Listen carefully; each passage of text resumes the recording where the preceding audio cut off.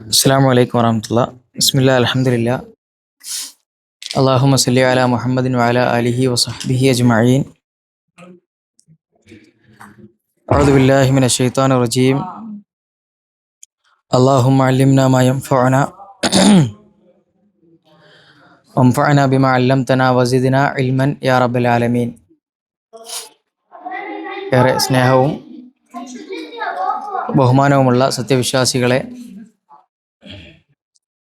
അല്ലാഹു സുബ്ഹാനഹു വ തആലയെ സൂക്ഷിച്ച്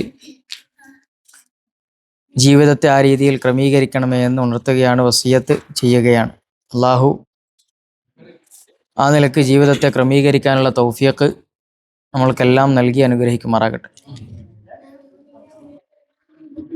മഹാനായ ഇബ്രാഹിം അലൈഹിസ്സലാത്തു വസ്സലാമയുടെ സഹോദരപുത്രൻ ലൂത്ത് നബി അലൈഹിസ്സലാം,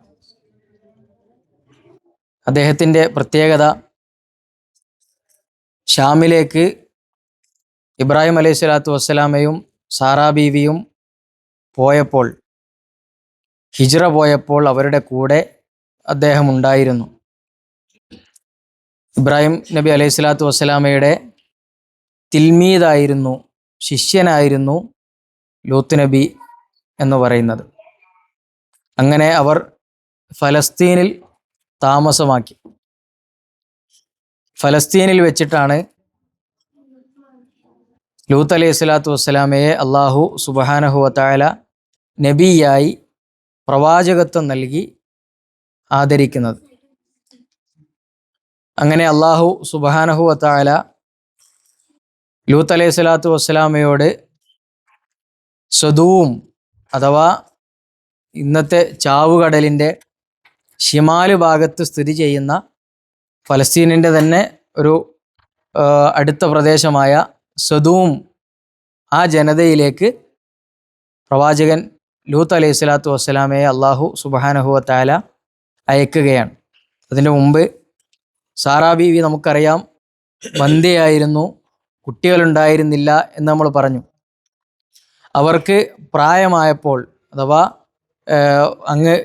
പ്രായമെത്തിയപ്പോൾ ഇസ്മായിൽ അലൈഹിസ്സലാത്തു വസ്സലാമയെ ഹാജർ ബീവിയിൽ അള്ളാഹു കൊടുത്തതിന് ശേഷം സാറാ ബീവിയിൽ 2 സന്താനങ്ങളെ അള്ളാഹു സുബ്ഹാനഹു വ തആല നൽകുകയുണ്ടായിട്ടുണ്ട്. ഒന്ന് ഇസ്ഹാഖ് അലൈഹിസ്സലാത്തു വസ്സലാമയും 2 യാക്കൂബ് നബി അലൈഹിസ്സലാത്തു വസ്സലാമയും. ഈ സന്തോഷ വാർത്ത മലക്ക് സാറാ ബീവിയെ അറിയിക്കുന്ന സമയത്ത് അവരുടെ വീട്ടിൽ ലൂത്ത് നബി ഉണ്ടായിരുന്നു എന്ന് നമുക്ക് കാണുവാൻ സാധിക്കും. ആ സമയത്ത് സാറാ ബീവി ചോദിക്കുന്നുണ്ട്, ഞാൻ ബന്ദിയല്ലേ, അലിദു, ഞാൻ പ്രസവിക്കുമോ, ഞാൻ ഗർഭം ധരിക്കുമോ? ആ സമയത്ത് മലക്ക് പറയുന്നുണ്ട്, അല്ലാഹു സുബ്ഹാനഹു വ തആല വിചാരിച്ചാൽ ഇതൊന്നും വലിയ അത്ഭുതമുള്ള കാര്യമല്ല എന്ന് പറയുന്നുണ്ട്. ഇത് ആ സംഭവത്തിൻ്റെ മറ്റൊരു ഭാഗം. അങ്ങനെ ലൂത്ത് അലൈഹിസ്സലാത്തു വസ്സലാമയെ അല്ലാഹു സുബ്ഹാനഹു വ തആല സദൂമിലേക്ക് അയക്കുകയാണ്.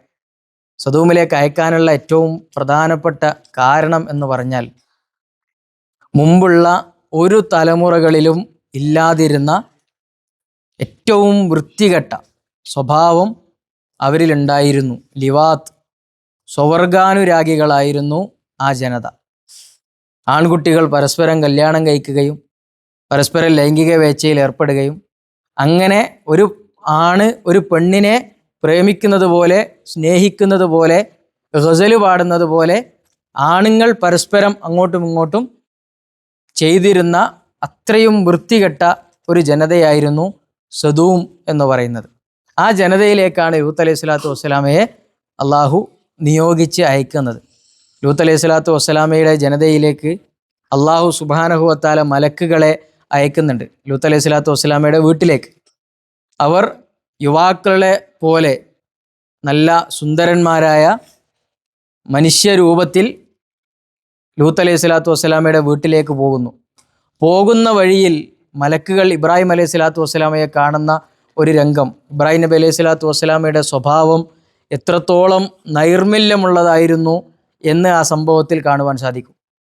അവർ തമ്മിൽ, മലക്കുകളും ഇബ്രാഹിം അലൈഹിസ്സലാത്തു വസ്സലാമയും തമ്മിൽ തർക്കം നടക്കുകയാണ്.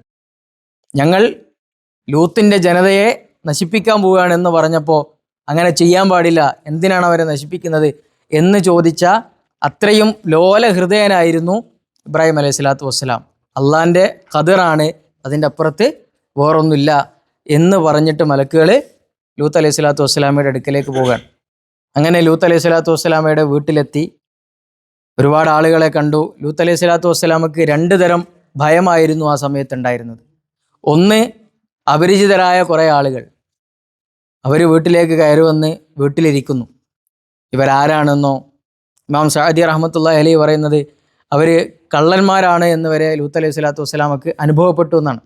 രണ്ടാമത്തെ ഒരു ഭയം, ഇവർ എൻ്റെ അതിഥികളാണ്, എൻ്റെ ജനതയെ എനിക്കറിയാം, ആണുങ്ങളെ കണ്ടാൽ വെറുതെ വിടാത്ത ആളുകളാണ്.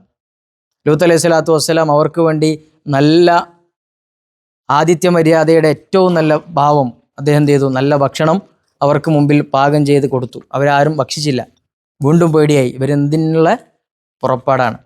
ആ സമയത്താണ് ആ ജനത എന്ത് ചെയ്യുന്നത്, ആ നാട് മൊത്തം ലൂത്ത് അലൈഹി സ്വലാത്തു വസ്സലാമയുടെ വീട്ടിലേക്ക് വരുന്നത്. ലൂത്ത് അലൈഹി സ്വലാത്തു വസ്സലാമക്ക് എന്തായിരുന്നോ പേടിച്ചിരുന്നത്, ആ പേടിച്ചത് അവിടെ സംഭവിക്കാൻ പോവാണ്. പറയാണ്, നിന്റെ വീട്ടിലുള്ള ആളുകളെ ഇറക്കി വിട്. നിന്റെ ഒരു അപരിചിതരായ ആളുകളെ പോലും വെറുതെ വിടാത്ത അത്ര അവരിൽ എന്ത് ചെയ്തിരുന്നു, ഈ ഒരു ദുഷിച്ച സ്വഭാവം ഊട്ടപ്പെട്ടിരുന്നു എന്നതിൻ്റെ ഏറ്റവും വലിയ അടയാളമാണ്. അപരിചിതരായ ആൾക്കാരെ പോലും വെറുതെ വിടാത്ത ഒരു ജനത, അവരെ ഞങ്ങൾക്ക് ഇറക്കി വിടുക. ആ സമയത്ത് ലൂത്ത് അലൈഹി സ്വലാത്തു വസ്സലാം പറയുന്നുണ്ട്, ഹാവുലായി ബനാത്തി, ഇതാ എൻ്റെ പെൺകുട്ടികളുടെ ഇവിടെ, എൻ്റെ പെൺമക്കളുടെ അവിടെ, നിങ്ങൾ എന്ത് ചെയ്തോ, അത്വഹറു മിൻഹും, ഇവരെക്കാൾ നല്ലത് അവരാണ്, നിങ്ങൾ അവരെ കൊണ്ടുപോയിക്കോ എന്ന് പറയുന്നുണ്ട് ലൂത്ത് അലൈഹി സ്വലാത്തു വസ്സലാം. അതിൻ്റെ അർത്ഥം മക്കളെ വിട്ടുകൊടുക്കുന്നല്ല. ലൂത്ത് അലൈഹി സ്വലാത്തു വസ്സലാമൊക്കെ അറിയാം, അത് പറഞ്ഞാൽ എന്ത് ചെയ്യില്ല, അവർക്ക് പെണ്ണുങ്ങളെ വേണ്ട, പെൺകുട്ടികളെ അവർക്ക് വേണ്ട, എന്നാൽ എൻ്റെ മക്കളെ നിങ്ങൾ കൊണ്ടുപോയിക്കോ എന്ന് പറഞ്ഞാലെങ്കിലും ഒരുത്തനെങ്കിലും അതിൽ നിന്ന് ചിന്തിച്ച് പിന്മാറുമല്ലോ എന്ന് വിചാരിച്ചിട്ടാണ് എന്ത് ചെയ്തത്, ലൂത്ത് അലൈഹി സ്വലാത്തു വസ്സലാം അത് പറഞ്ഞത്. പക്ഷേ ആ സമയത്ത് അവരുടെ മറുപടി, നിനക്കറിയാം ഞങ്ങൾക്ക് വേണ്ടത് എന്താണ് എന്ന്, അത് ഞങ്ങൾക്ക് തരുക. അവർ പോകുന്ന ലക്ഷണമില്ല. ആ സമയത്ത് ലൂത്ത് അലൈഹി സ്വലാത്തു വസ്സലാം ചോദിക്കുന്ന ചോദ്യമുണ്ട്, അലൈസ മിൻകും റജുലുൻ റഷീദ്, അലൈസ മിൻകും റജുലുർ റഷീദ്, വിവേകമുള്ള വകതിരിവുള്ള ഒരുത്തനും നിങ്ങളുടെ കൂട്ടത്തിലില്ലേ എന്ന് ലൂത്ത് അലൈഹി സ്വലാത്തു വസ്സലാം ചോദിക്കുന്നുണ്ട്. പ്രിയമുള്ളവരെ, റഷീദുകളാവണം നമ്മൾ.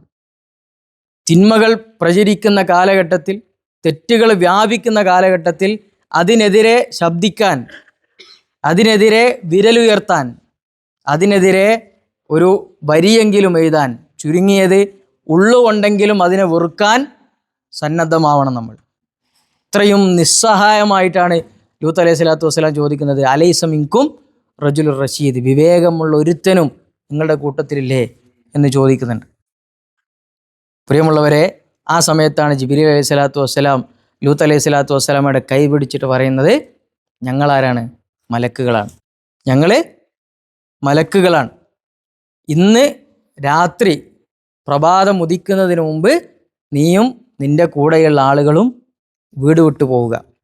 പ്രഭാതം പൊട്ടിപ്പിളർന്നാൽ നിനക്ക് പിന്നിൽ നിന്ന് പലതും കേൾക്കാം, തിരിഞ്ഞു നോക്കാൻ പാടില്ല. യാത്ര തുടർന്നു കൊള്ളുക. ഈ ജനതയെ പാടെ നശിപ്പിക്കാൻ അല്ലാഹു സുബ്ഹാനഹു വ തആലയുടെ കൽപ്പനയുണ്ട്. വജഅല ആലിയഹ സാഫിലഹ. പിന്നീട് നടന്നത് ചരിത്രമാണ്. ലൂത്ത് അലൈഹി സ്വലാത്തു വസ്സലാം ജനതയെ, തൻ്റെ കൂടെ വിശ്വസിച്ച ആളുകളെയും തൻ്റെ കുടുംബത്തെയും കൂട്ടി യാത്ര തുടർന്നു. പിന്നിൽ സംഭവിച്ചത് അല്ലാഹു സുബ്ഹാനഹു വ തആല ഒരു നിമിഷം കൊണ്ട്, അല്ലേ, അവരൊക്കെ വീട്ടിലുണ്ടായിരിക്കുന്ന അവസ്ഥയിൽ അവരെന്ത് ചെയ്തു? ജഅല ആലിയഹ സാഫിലഹ, കീമേൽ മറിച്ചിട്ടു അല്ലാഹു സുബ്ഹാനഹു വ തആല. ഫഅർസല ഹിജാറത്തൻ, ആകാശത്ത് നിന്ന് അല്ലാഹു സുബ്ഹാനഹു വ തആല ചരൽമഴ അവരിലേക്ക് വർഷിച്ചു. ആ ജനതയെ ഈ ഭൂമി ലോകത്ത് നിന്ന് അപ്പാടെ അല്ലാഹു സുബ്ഹാനഹു വ തആല നശിപ്പിച്ചു കളഞ്ഞു. പ്രിയമുള്ളവരെ, നമ്മൾക്കുള്ള പാഠം ഈ ഒരു കാലഘട്ടത്തിൽ ഈ പറയുന്ന തിന്മ, സ്വവർഗാനുരാഗം നാടുകളിൽ ലിബറലായിക്കൊണ്ടിരിക്കുന്ന കാഴ്ചയാണ്. അത് അങ്ങനെ ജീവിക്കുന്ന ആളുകൾ അങ്ങനെ അങ്ങ് ജീവിച്ചോട്ടെ, നമ്മളെന്തിനാ അവരുടെ പിന്നാലെ പോകുന്നത് എന്ന ചിന്ത നമ്മുടെ ആളുകൾക്കിടയിലേക്ക് പ്രചരിക്കുന്ന ഒരു ഘട്ടമാണ്. നമ്മൾ മനസ്സിലാക്കേണ്ടത് ഇത്രയും വ്യഭിചാരത്തെപ്പോലും അള്ളാഹു സുബ്ഹാനഹു വ തആല ഇത്ര വലിയ പാപമായി കണ്ടിട്ടില്ല. ഫഖ്തുലു അൽ ഫാഇല വൽ മഫ്ഊല എന്നാണ് പ്രവാചകൻ സല്ലല്ലാഹു അലൈഹി വസല്ലം പറഞ്ഞത്. സ്വർഗാനുരാഗത്തിൽ ഏർപ്പെട്ടവനും അതിനെ ആരാണോ അവർ രണ്ടുപേരെയും കൊല്ലാൻ പറഞ്ഞു. അപ്പോൾ സ്വഹാബാക്കൾ ചോദിച്ചു, ഫായിലിനെ, അത് ചെയ്ത ആളെ കൊല്ലാം, എന്നാൽ ആ ചെയ്യപ്പെട്ടവൻ അവൻ ചിലപ്പോൾ മജ്ബൂറായിട്ട് അതിലെന്ത് ചെയ്തായിരിക്കും, നിർബന്ധിക്കപ്പെട്ട് ആയിപ്പോയതായിരിക്കും, എന്തിനാ അവനെയും കൊല്ലുന്നത്? പ്രവാചകൻ പറഞ്ഞു സല്ലല്ലാഹു അലൈഹി വസല്ലം, ആ മഫ്ഊൽ പിന്നീട് ഫായിലായി മാറും, ചെയ്യപ്പെട്ടവൻ പിന്നീട് ചെയ്യുന്നവനായി മാറുന്ന അത്രയും വൃത്തികെട്ട തിന്മയാണ് ലിവാത്ത് എന്ന് പറഞ്ഞാൽ. അത് നമ്മുടെ നാട്ടിൽ നിന്ന് വ്യാപിക്കുകയാണ്. ഒരു കയ്യും കണക്കില്ലാതെ അതിങ്ങനെ വ്യാപിച്ചു കൊണ്ടിരിക്കുകയാണ്. നമ്മളുടെ മനസ്സിൽ പോലും അങ്ങനെ ജീവിക്കുന്ന ആളുകളെ അവരങ്ങനെ ജീവിച്ചോട്ടെ, അവർക്കും അവകാശമില്ലേ, അവർക്കും സ്വാതന്ത്ര്യമില്ലേ എന്ന് പറയേണ്ട ആളുകളല്ല ലൂത്ത് അലൈഹി സ്വലാത്തു വസ്സലാമയുടെ പിൻതലമുറക്കാരായ നമ്മൾ. നമ്മുടെ മനസ്സിൻ്റെ ഉള്ളിൽ എവിടെയെങ്കിലും അങ്ങനെ ഒരു ചിന്ത കടന്നുകൂടിയിട്ടുണ്ടെങ്കിൽ ആ തിന്മക്ക് മൗനാനുവാദം നൽകുന്ന, അംഗീകാരം നൽകുന്ന ആളുകളായിരിക്കും നമ്മൾ. ശക്തമായി അതിനെ നമ്മൾ എന്ത് ചെയ്യണം? എതിർക്കണം. കാരണം അള്ളാഹ് ഒരു സമൂഹത്തെ മുഴുവനും നശിപ്പിക്കാൻ കാരണമായ ഒരു പ്രവാചകനെ, അല്ലെ, അങ്ങനെ ഒരു തിന്മ വ്യാപിച്ചുകൊണ്ട് ഒരു പ്രവാചകനെയും അള്ളാഹു സുബ്ഹാനഹു വ തആല ഒരു ജനതയിലേക്ക് അയച്ചിട്ടില്ല, ശിർക്കല്ലാതെ. അത് ഈ തിന്മയാണ്. പ്രിയമുള്ളവരെ, അതുകൊണ്ട് നമ്മൾ എന്ത് ചെയ്യണം? ഇത്രയും ഗൗരവത്തോടു കൂടി ഇതിനെ കാണണം. ഈ ഒരൊറ്റ കാരണത്തിനാണ് ലൂത്ത് അലൈഹി സ്വലാത്തു വസ്സലാമയെ അള്ളാഹു സദൂം ജനതയിലേക്ക് അയച്ചത്. കാരണം എന്താ? തൊട്ടു മുമ്പുള്ള ഒരു ജനതയിലും ഈ തിന്മ ഉണ്ടായിരുന്നില്ല. ഒരു 10-25 കൊല്ലം മുമ്പ് നമ്മുടെ നാട്ടിൽ ഈ തിന്മ ഉണ്ടായിരുന്നെങ്കിലും അത് രഹസ്യമായിരുന്നു. അത് ചെയ്യുന്നവനും ചെയ്യപ്പെടുന്നവനും വെറുക്കപ്പെടുന്ന, ആക്ഷേപിക്കപ്പെടുന്ന ഒരു കാര്യമായിരുന്നു. ഇന്ന് അത് ആഘോഷിക്കപ്പെടുകയാണ്. ഇന്ന് അവർക്ക് വേണ്ടി സംഘടനകൾ രൂപപ്പെട്ടു വരികയാണ്. ആക്ടിവിസ്റ്റുകൾ അവർക്കിടയിൽ നിന്ന് വരികയാണ്. അവർക്കുള്ള കോളങ്ങൾ ഫോമുകളിൽ രൂപപ്പെട്ടു വരികയാണ്. അവിടെ നമ്മൾ മനസ്സിലാക്കേണ്ടത് ഒരു തരത്തിലും അതിനെ നമ്മൾ എന്ത് ചെയ്യാൻ പാടില്ല? അനുകൂലിക്കാൻ പാടില്ല എന്ന് മാത്രമല്ല, അതിനോട് മൗനം അവലംബിക്കാൻ പോലും പാടില്ല. അവരെ പാടായി എന്ന് പറയാൻ പോലും, എന്ന് ചിന്തിക്കാൻ പോലും പാടില്ല എന്ന് മാത്രമല്ല, നമ്മുടെ മക്കൾ, നമ്മളൊക്കെ വിചാരിക്കും ഇതൊക്കെ നമ്മളിങ്ങനെ കേട്ടുകൊണ്ട് നമുക്ക് കുറച്ച് ഒരു ബോധമൊക്കെ ഉണ്ടാവും. എന്നാൽ നമ്മുടെ മക്കളുണ്ട്, അഥവാ ജെൻസി തലമുറ, അവരുടെ പ്രത്യേകത എന്താ വെച്ചാൽ അവർ ഈ സോഷ്യൽ മീഡിയയിലൂടെയും അതേപോലെ തന്നെ ഇൻസ്റ്റാഗ്രാമിലും ടിക്ടോക്കിലൊക്കെ സ്ഥിരമായി മാറി മറിയുന്ന റീൽസുകളിലും ഷോർട്സുകളിലും അവരറിയാതെ അവരുടെ മൈൻഡിലേക്ക് ഈ ഒരു ചിന്ത കടന്നുകൂടുന്നുണ്ട്. അവരറിയാതെ ഈ ചിന്ത എന്ത് ചെയ്യുന്നുണ്ട്? എങ്ങനെ? അതിനനുകൂലിച്ചിട്ടല്ല, ഞാൻ അതിനനുകൂലിക്കുന്നൊന്നുമില്ല, പക്ഷെ അങ്ങനെ ചെയ്യുന്നവരുണ്ടെങ്കിൽ നമ്മൾ എന്തിനാ അവരെ എതിർക്കുന്നത് എന്നത്. പ്രവാചകൻ സല്ലല്ലാഹു അലൈഹി വസല്ലമയുടെ അള്ളാഹു പറഞ്ഞൊരു കൽപ്പനയുണ്ട്, വദ്ദു ലോ തുദ്ഹിനു ഫയുദ്ഹിനൂൻ, അല്ലേ? അവരാഗ്രഹിച്ചു, മക്കയിലെ മുശ്രിക്കുകൾ, ലോ തുദ്ഹിനു, നീ ഒന്ന് ലിബറലായിരുന്നെങ്കിൽ, ഒന്ന് അഡ്ജസ്റ്റ് ചെയ്തിരുന്നെങ്കിൽ, ഫയുദ്ഹിനൂൻ, അവരും നിന്നോട് അഡ്ജസ്റ്റ് ചെയ്യുമായിരുന്നു. തിന്മയുടെ വിഷയത്തിൽ, തെറ്റിൻ്റെ വിഷയത്തിൽ ഒരു കോംപ്രമൈസും നമ്മുടെ ജീവിതത്തിൽ ഉണ്ടാകാൻ പാടില്ല. നമ്മളൊന്ന് നമ്മുടെ മക്കളോടൊക്കെ ഒന്ന് ചോദിച്ചു നോക്കുക, അവർ പറഞ്ഞ് മനസ്സിലാക്കി ബോധ്യപ്പെടുത്തി കൊടുക്കുക നമ്മുടെ കുടുംബത്തിലെ കുട്ടികളോട്. കാരണം നമ്മുടെ ഈ ഒരു ഇരിക്കുന്ന തലമുറ, അവർക്ക് അതിൻ്റെ ഗൗരവവും അപകടവും ഒക്കെ അറിയാം. പക്ഷെ അതിൻ്റെ താഴെ ഒരു ജനറേഷൻ ഉണ്ട്, അവരിലേക്കാണ് ഇതിൻ്റെ വിഷം എന്ത് ചെയ്തത് ഏറ്റവും മനോഹരമായി ആരും അറിയാതെ കുത്തിവെക്കപ്പെടുന്നത്. സിനിമകളിലൂടെ, ഷോർട്സുകളിലൂടെ, ചെറിയ ഫിലിമുകളിലൂടെ, വലിയ വലിയ ആളുകൾ അവരുടെ സംസാരങ്ങളിലൂടെയൊക്കെ എന്ത് ചെയ്യുന്നുണ്ട്? അവരിലേക്ക് ഇങ്ങനെ കയറുന്നുണ്ട്, ഇഞ്ചക്റ്റ് ചെയ്യപ്പെടുന്നുണ്ട്. അത് നമ്മൾ എന്ത് ചെയ്യണം?